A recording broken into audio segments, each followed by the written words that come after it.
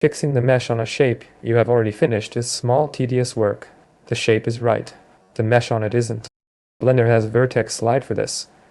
It's an honest tool, but a narrow one. It only walks a vertex along the edges that meet it.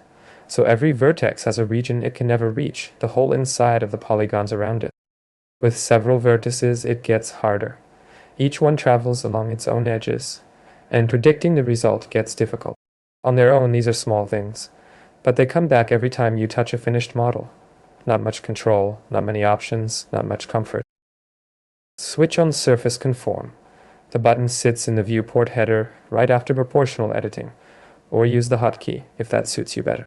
Now the vertex travels across the surface itself, not along the edges, including the places those edges would never have let it go, into the polygons and straight through them. The shape doesn't change.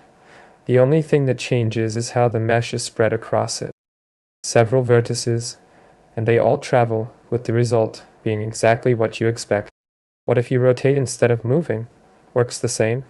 And scaling too. What happens if you turn on proportional editing?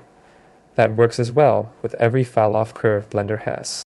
Select every single vertex on a sphere, and that works too, with a result you can predict. Several objects in edit mode at once, and each one slides along its own surface. And here is the part everything else is built around. This isn't a separate tool you pick up instead of the one in your hand. It's a mode.